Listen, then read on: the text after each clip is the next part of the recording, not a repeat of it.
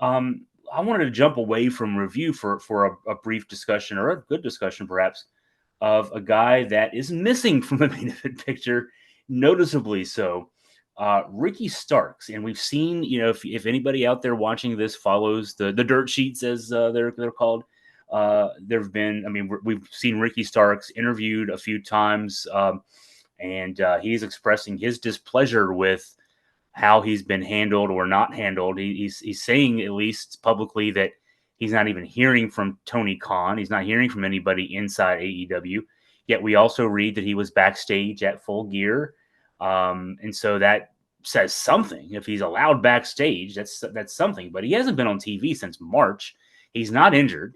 He was booked for some shows coming up next month with Game Changer Wrestling, and then we've now learned that those bookings have been canceled by AEW as part of a blanket cancellation for all AEW talents on GCW shows. But it's got to be based on Ricky Starks. Now, okay, so I'm going to take my hat off here, or maybe put my hat on, conspiratorial hat. This is where it goes.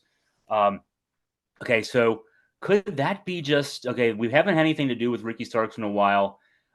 Let's send him out there, let him do some interviews, talk up how unhappy he is. We'll book him with GCW. We'll take him off those bookings, and we're setting up a anti-authority kind of figure thing here, or are we just putting wrestling storylines onto real life there? And he's just really unhappy. They really can't wait for his contract to be up, and this is not a work. This is real life. Unfortunately, I came aboard the Augusta Free Press in late May or early June, right after Double or Nothing. And he'd already been absent at that point, so I haven't really had the chance to talk much about Ricky Starks, who I genuinely love. And he's, for a long time was a huge reason why I enjoyed AEW so much. I wasn't really happy with the tag team title run because it was transparently obvious that it was a transitional kind of deal, and it didn't make him look better on the way out. I guess we're going back. Is it I guess a year now? He was at the Royal Rumble backstage with Cody Rhodes. He was filmed on camera, at the event. Didn't deny it, didn't run from it, didn't hide from it. Was there because he's friends with Cody Rhodes. This goes back to a few months ago. We had a conversation about Phoenix and Pentagon Jr., Penta El Cero Miedo. And in the past, Miro, of course, as well, that you have these guys who are under contract. Why would you not just let them leave? For so many years, wrestling fans have been pretty critical of WWE for this. I mean, what we would consider bad business. You have guys that are under contract. You extend their contracts when they don't want to be there. It's not very, I mean, we can throw around ethics and morals and things like that. I don't really consider it ethical. And I don't know when exactly his contract was extended into 2025. I don't know if I don't know if that information is out there. Maybe it is, and I haven't seen it, but his contract was extended into 2025, despite the fact he's not wrestling. I don't understand why.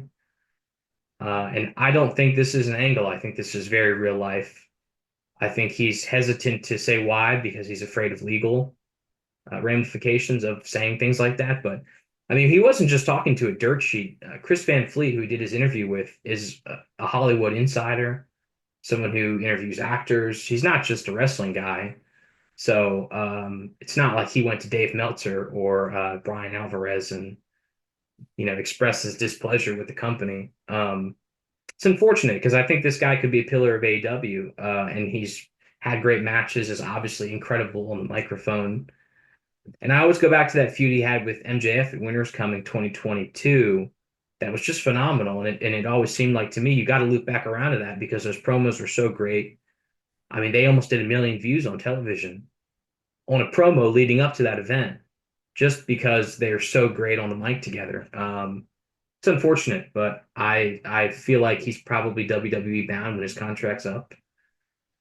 He probably will go to NXT and be repackaged, and we'll see what happens. But I don't think he's coming back to AEW, unfortunately.